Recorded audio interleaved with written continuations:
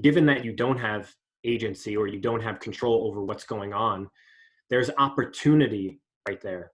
There is a huge amount of opportunity for you to lean into, if that makes sense, and actually grab onto some capacity to make your own choices, right?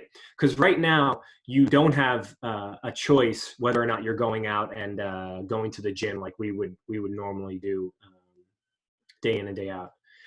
You don't have a choice of, you know, going to the grocery store and buying your favorite groceries, because they probably won't be in there and you might be a little bit nervous going to the grocery store.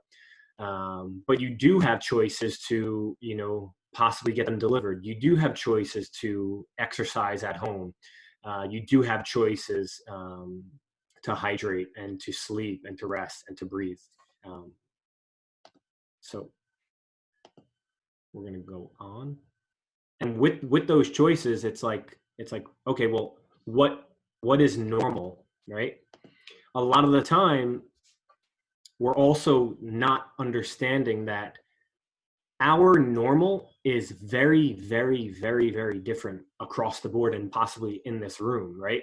So what is normal for you is going to be completely different than what is normal for somebody else. And I ask you all to really honor where you are in life in general, to understand what has been normal for you, right? What has been normal for you for the past 15 years? What has been normal for you for the past 30 years? What has been normal for you for the past 6 months?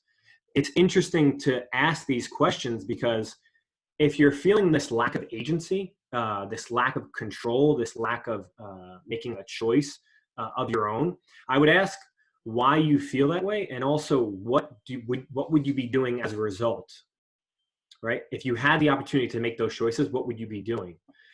Because now it's kind of funny. We don't lack time, right? Like, you know, there's a saying all the time, or a saying that's very, very common in the gym. I don't have any time to get to the gym. I don't have any time for this. Now, if that's normal for you to use that as an excuse or a segue into not having time, now you have all the time in the world. So what is normal for you, right? What is normal for your day? And I encourage you again to really think about what is normal. I'll go through some things that I would consider normal, right? For an individual who is looking to improve their health, nutrition, exercise while being confined, but that might not be where you are. And that's totally okay. I encourage you to just start with one thing that will improve whatever your normal is. So right now, or say in February, right, you would wake up in the morning and you would poop at a certain time, you would hydrate at a certain time, you would go to work, you would drive, you would call people at a certain time. That has gotten turned on its head, right? There has been a seismic shift towards your normal to being a new normal now. So again, it's worth thinking about and worth considering what your normal really looks like right now, so that you can have the opportunity to really grow into a newer normal, and also restore what is going to be on the next slide, some semblance of rhythm. Okay. So rhythm. Rhythm is what restores order to any process that is sporadic or has any type of disorder or entropy in it. Okay. So rhythm is how we function. Okay. Even dogs have rhythm. So my sister has a dog she's in England, and now that they're home more often, she was saying how the dog is just out of rhythm. It usually is they're not home throughout the day, and the dog is either, you know, walking through the house or in the cage. And now that they're home, the dog has a different rhythm, right? Different times of eating, etc. And that just happened in 2 days, right? Now, this has been maybe 2 weeks now that we possibly have been out of quote unquote rhythm. Like I said earlier, poop, hydration, sleep, pee, just your activity, right, is totally, totally different. So there's three things that we can just focus on at a base level to restore that rhythm. And I just labeled them: move, digest, and rest. For many of us, this seems very, very, very, very basic, but it is probably the only thing that will outlast and improve your condition right now and into the future, regardless if you don't change anything else in your life, because these are really the three big things. And within them, they all incorporate restoring your rhythm, whether it's, again, movement based, whether it's hydration, nutrition, and rest in terms of sleep and wake times. Okay. Second. People are still coming in, so cool. So exercise. This one I can spend, if those of you who know me, I could spend 3 hours just talking about exercise. And it wouldn't leave us any more knowledgeable about exercise. But it would be some fun communication to hear from you all. And just get the creative juices flowing. So exercise, right?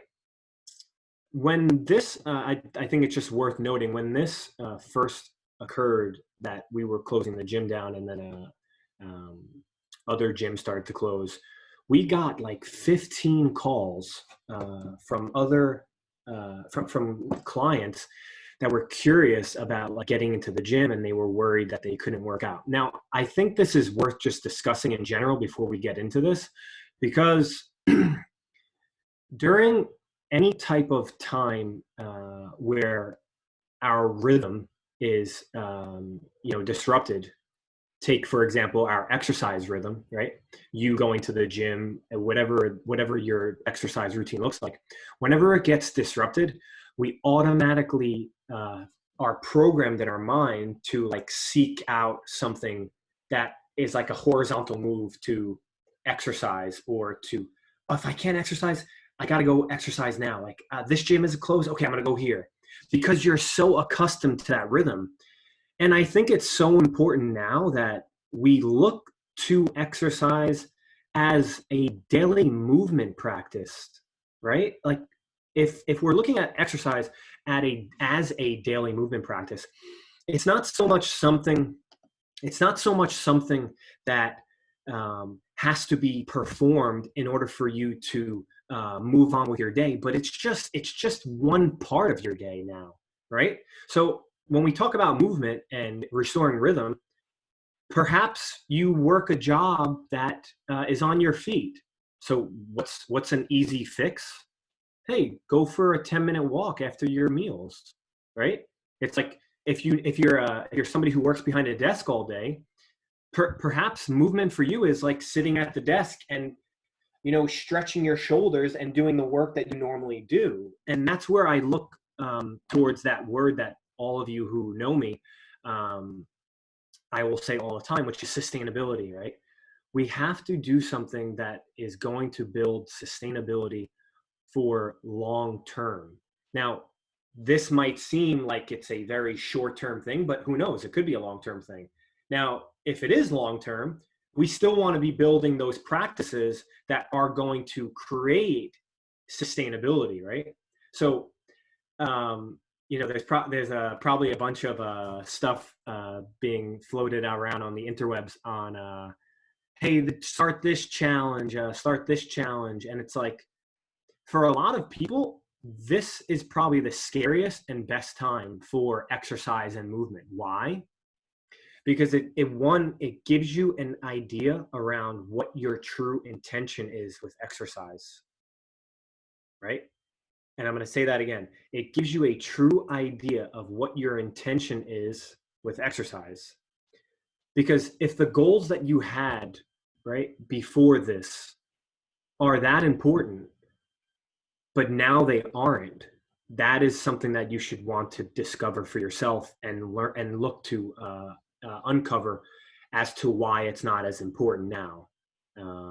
And that's where that sustainability approach goes into. Because if your approach with exercise is, hey, I just want to move for life. Well, perhaps, increasing blood flow, stimulating a moving lymph, walking 10 minutes, doing some stretching, breathing through your nose, possibly doing some core work, playing around with your kids if you have kids. Those are things that are very sustainable and long-term, right? Long after coronavirus is here, because it will pass. In time, it will pass. It's not going to last 10 years, but it's something that is worth considering.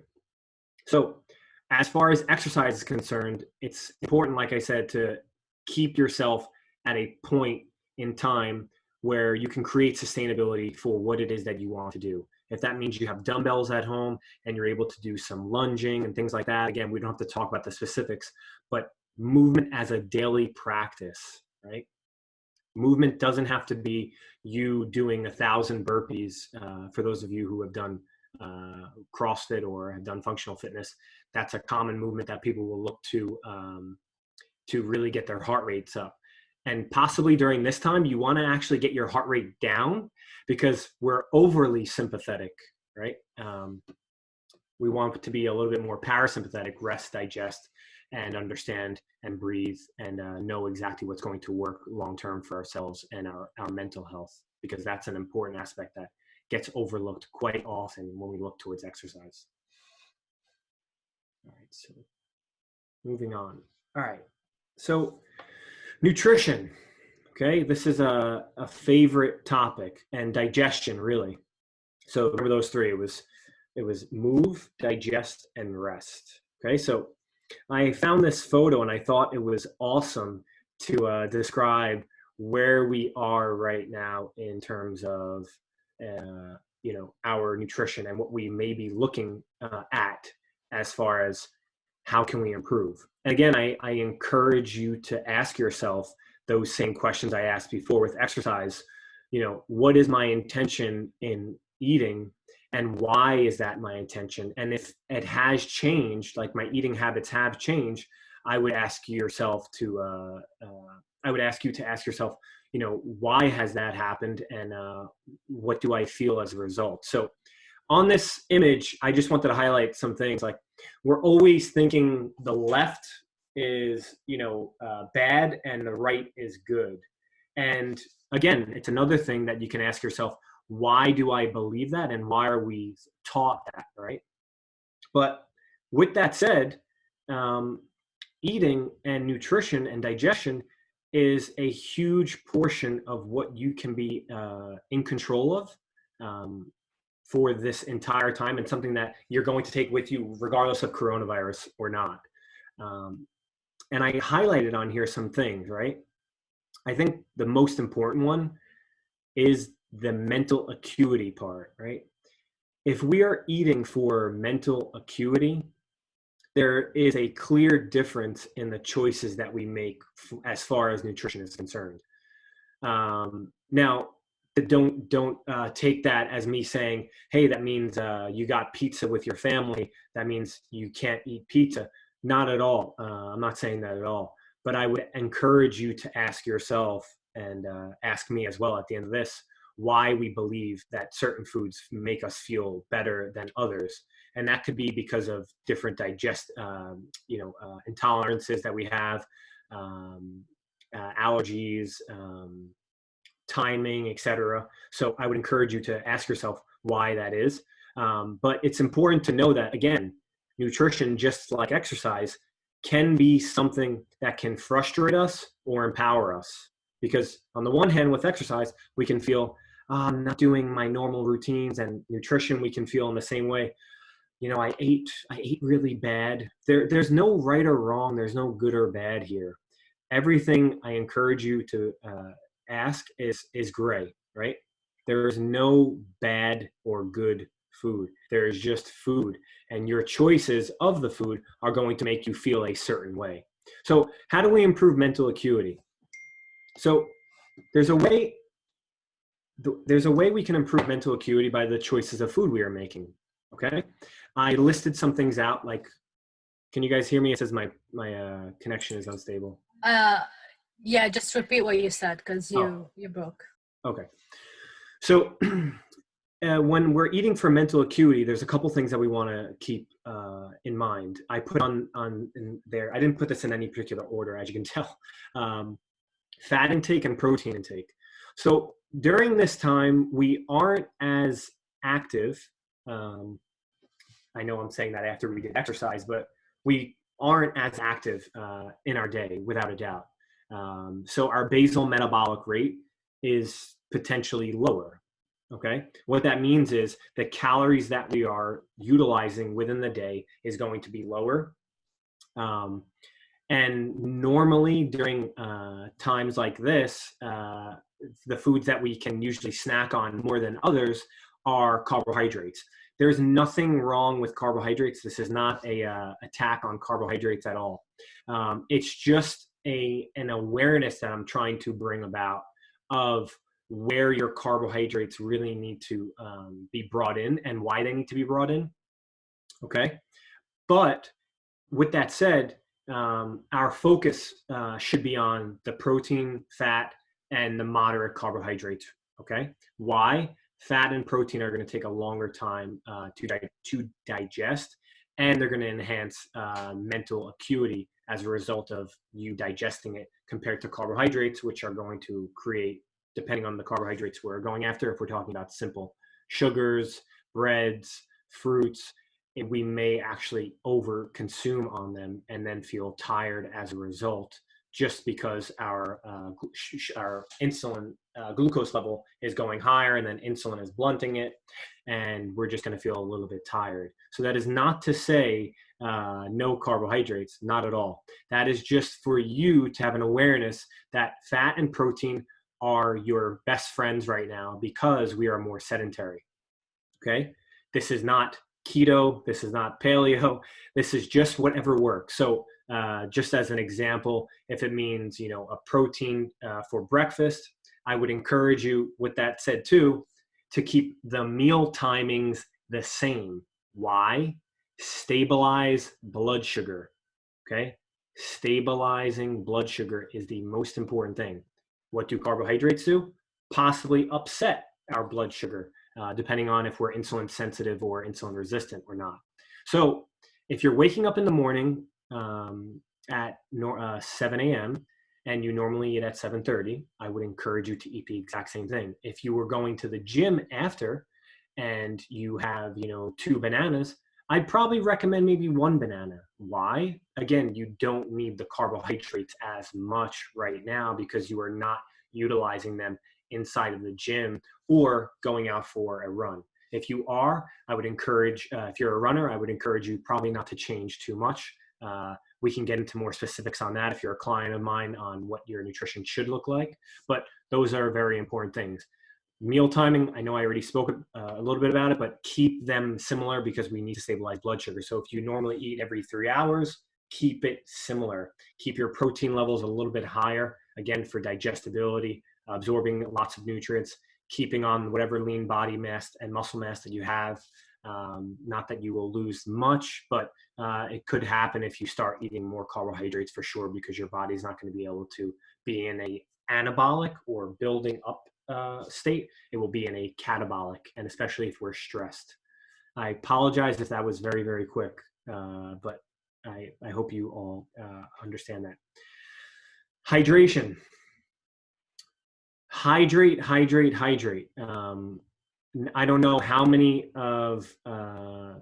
times I've said this, but we automatically confuse nutrition and hunger when we're really just lacking hydration.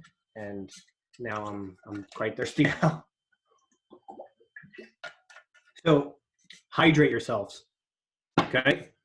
I normally drink, it's 10 o'clock. I probably already have had a half a gallon of water. That's just something that I've always done. I've always drank a lot of water. I encourage you, if you have something, to either go out to the store or Amazon it and just get something so that you can actually be aware of what you're drinking throughout the day. Because if you're just drinking cups, I don't have a cup near me, you really don't know how much you're drinking. Okay. So hydrate throughout the day. If you need to, and you're feeling, whatchamacallit, very, very tired or lackluster, try adding some salt into your water as well. Keep the electrolytes high. Why? You'll be able to hold on to a little bit more water throughout the day. And the last one is chew. Chew your food. Okay. I can't say it enough how sympathetic our nervous system is, meaning stressed, cortisol levels are higher because of job security, et cetera, lack of agency, a loneliness. Chew your food.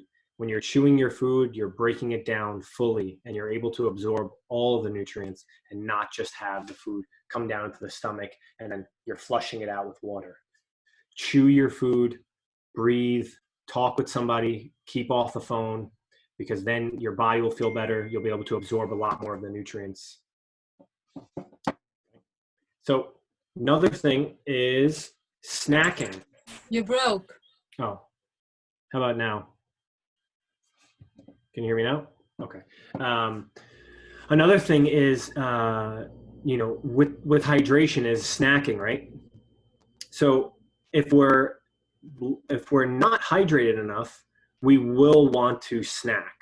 And snacking is going to just add up extra calories. There's nothing necessarily bad or good about it. It's just a matter of you increasing your caloric intake. So I would encourage you, one, as a result, keep protein fat levels higher, keep hydration higher, and stick to the meals that you normally do. And if you normally snack, before you go to bed, or I don't even know what people snack on anymore because I don't do any snacking. If you normally have a date before bed or something, I mean, I don't think you can change that as much, but just if it's perpetual snacking, I would say draw more awareness around hydration and around the meal timing as well. Okay. And rest. Okay, so this, again, those of you who are members of the gym know that I had a sleep seminar or a seminar on sleep, and that I am a sleep fanatic. So if there is one thing above nutrition and exercise, I want you all to sleep. I don't usually make guidelines for people. I usually have conversations around why it is we do what we do and to understand. But if this is one thing that I am remembered for, and it's on my gravestone, I want you guys to sleep.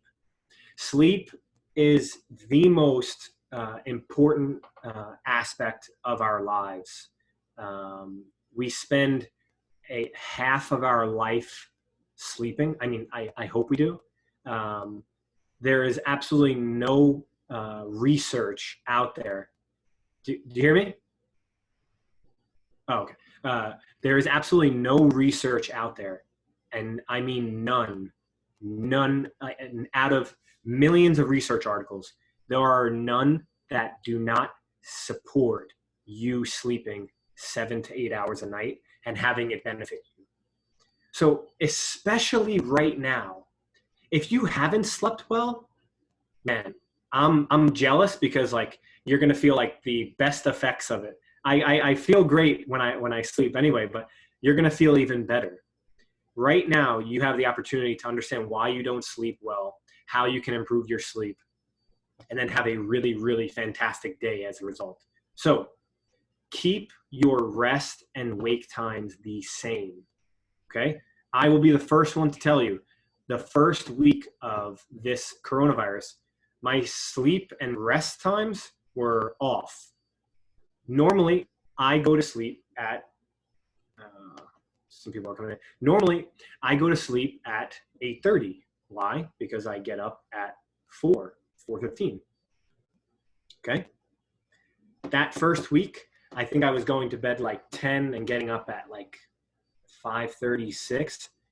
I felt completely different. And I know even you guys are probably all looking at me like, 10:30 to 6. Like, damn, that's even still early. That's early. But for me, that's not normal. So that first week, I was off. Again, sleeping too much is detrimental as well. And sleeping too little is probably the most detrimental. So if you normally sleep at 10 and you get up at 6, keep it the same. I encourage you. Again, just as a result of blood sugar stabilization, okay? Just as a result of your circadian rhythm, which has been built up for maybe 30 years with the job that you have taken. You will return back to a normal, what is normal for you, schedule. So it's important to keep it. Why? Again, digestion, hydration, meal timing. Without sleep, none of the other stuff is going to really matter, right? So, and again, this is where my biases will really come out. It's like, we want to, like right now, we want to make people exercise at home more. Why? If 95% of these people aren't sleeping, you're basically, as Stan Efferding would say, you're stepping over $100 bills by not sleeping in order to pinch pennies in the morning. It doesn't make any sense whatsoever, because if you're not sleeping, well, guess what? You're not going to be able to build any muscle mass. And over time, you will actually lose muscle mass and you'll gain fat mass. And I could link up research articles that support that as well. So it does not make any sense for you to switch up your sleep times, okay? How do we do that as well? Keep consistent with your meal timings, but also when you get to bed, don't suddenly start watching a Netflix series just because you have the ability to inside of the room, because you want to watch it. Watch it where you normally do. If you watch it, inside in your living room or on your phone outside, keep that, because watching something inside of your room is going to tell your brain that this is a room where I can be stimulated and should be up and awake. Okay, does it make sense? So if you're in a room, keep it blacked out. That will encourage you to be asleep. If there's light on in your room and your eyes are shut, your eyes can still sense and send back to your nerve, your suprachiasmatic neuron, will actually not stimulate melatonin production. Similarly, as the night starts to, as the light starts to get dark outside, it's important for you to start lowering the lights as well. Again, that will not allow you to stir on melatonin production so that you will feel that sleepiness. Melatonin prescriptions, over-the-counter supplements, they're varied wide and far and wide in between as far as the actual amounts of melatonin in them. But melatonin doesn't help you stay asleep. It can help you start to feel tired. Okay, good analogy that I like to use and that Matthew Arnold likes to use is melatonin is the announcer of a race, okay? And the race is actually you sleeping. So if the announcer says 3, 2, 1, go, it tells you 3, 2, 1, making you feel a little bit tired, but it doesn't keep you asleep. So it's important. That doesn't mean use alcohol, because again, alcohol will just blunt your prefrontal cortex into feeling tired. It won't actually give you deep REM sleep, which is what you want. So cool temperature inside the room. I'm not saying you have to keep the windows open, although it's been very, very nice out in New York. So if you're in the area, do so, because it's actually been like, I don't know, 55 or 60, but I usually keep the room nice and cool. If you sleep with underwear on, I would encourage you to sleep with bare minimums, just so you don't keep hot at night. There's been a huge amount of talk on, different diets that support immune system, different pills, supplements that everybody's trying to make a buck on. I'm not too keen on any of them, because the only thing that is proven time and time again for your immune system, which is free, yes, sleeping doesn't cost you any money, but it will cost you money if you don't. So immune system is only going to be restored from you sleeping. Okay. If you're having trouble sleeping, send me a message and we'll talk about some other opportunities for you to encourage sleep production. But again, some of those things like I went over, keep the rest wake times the same, black out the room, stay hydrated, not too close to bed, because if you're getting up to pee, that will again disrupt your sleep. And we want full, uninterrupted sleep. Okay. It's some breath work you can do obviously as well before sleeping. An important aspect is like a tempo that you can start to do with your nose, in terms of, you know, breathing in 4 seconds, holding for 2 seconds, exhaling for 8 seconds, holding for 2 seconds. It will just allow your body, again, what we've talked about earlier, which is engage in parasympathetic activity, which will allow you to sleep a lot more fully. So in conclusion, this talk has really been a talk about improving your rhythm, right? Because that is going to be the thing that is going to outweigh your life during COVID-19, to not suffer and to actually thrive, right? And I talked about this earlier. We have opportunities for choice, right? We have fear, or we have, you know, certainty. We have, you know, de-evolve into growth. We have contract or expand. So it all depends on what you feel that is going to benefit yourself.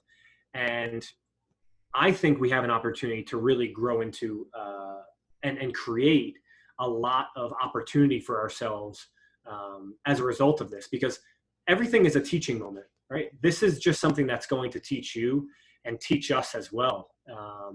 And it's teaching a lot of small businesses about their practices, how they can better serve their clients. So every single aspect of this should be thought of as like a teaching moment. This is not a life or death situation. I mean, I'm not belittling the coronavirus, but I mean in terms of us right now, like if we don't exercise. But these things can develop over time into causing comorbidities that could have been treatable now. And if you're able to do them now, that's awesome, because now that means you're taking steps each and every day to improve that rhythm, which is going to restore order in your day and going to allow you to feel better, so that you can live a fuller and larger life. So in conclusion, you know, what you should be doing every day, and I should put quotations on should, because it's varied for everybody, right? If you're sleeping 5 hours now, I am not telling you to go home and sleep for 10. I'm telling you to take 20 more minutes before, 20 minutes earlier to get to bed perhaps, and stay in bed another 20 minutes longer. If you don't walk at all, go outside and walk for a minute. I mean that. Literally start with 30 seconds, just get your shoes on at the door, and then the next time get your shoes on out the door and step outside. It really is that simple. Hydrate. If you don't hydrate now, if you drank half your body weight in ounces, you would probably be on peeing every minute of the day, and that might not be beneficial for you, because then you wouldn't be able to eat or sleep. So just start improving your nutrition. Drink a little bit more water.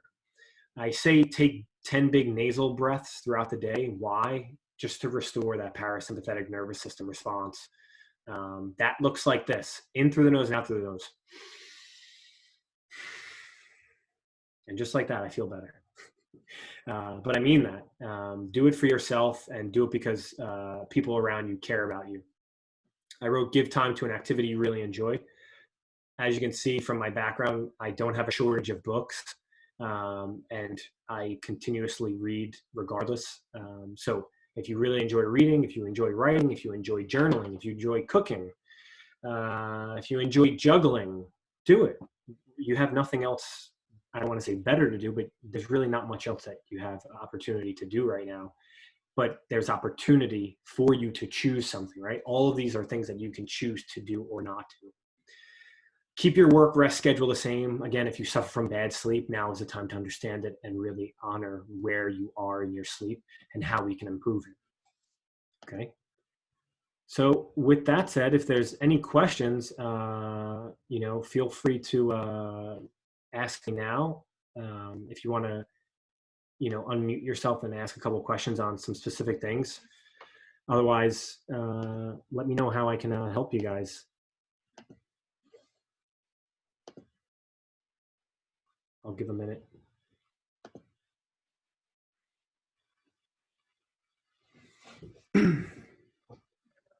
Good morning, everybody.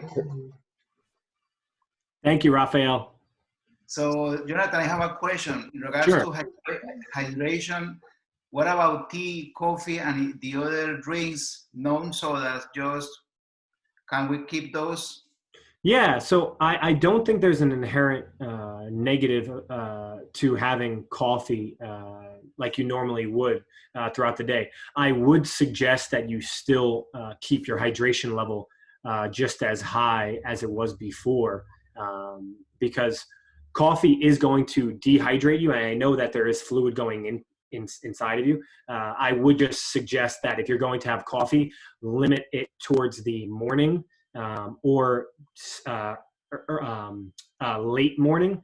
If you're having it right when you get out of bed, then there may be indication that cortisol levels could be off, because you should feel rested and ready to go right out of bed. If you needed to get out of bed, I would say just think about where you need to improve upon in terms of sleep, perhaps, and keep coffee from being consumed at 3 p.m. because then the half-life of coffee goes longer into the night and could disrupt sleep. So coffee, tea, that's okay. Just make sure that you're not counting like the 8-ounce coffee as 8 ounces of water. Right. Thank you. No problem.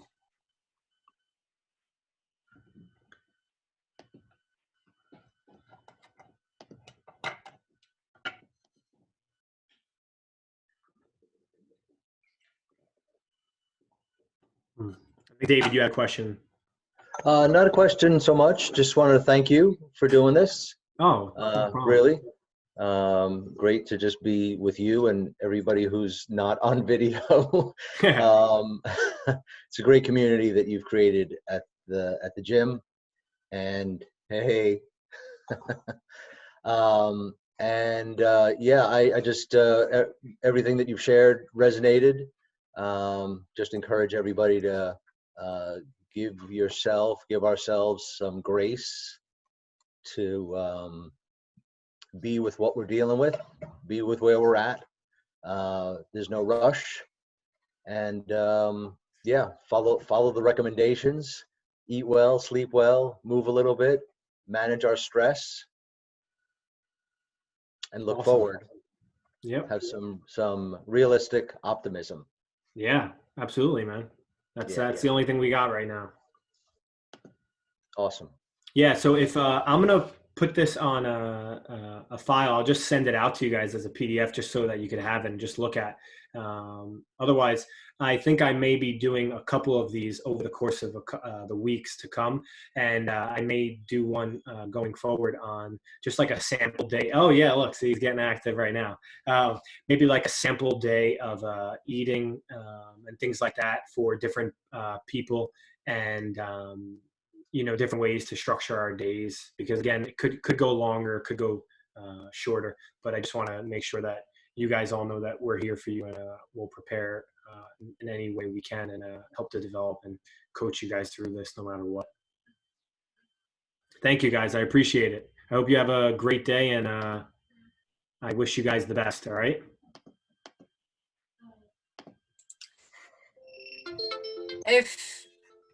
If anyone needs like more like personal help or want to discuss, personal things, just, text us or email us at info@OPEX.com. So, oh, what is that, Marcelo? Marcelo's eating some pancakes. Nice. See, he's keeping himself in his routine. Yeah, we had pancakes too. We're still eating.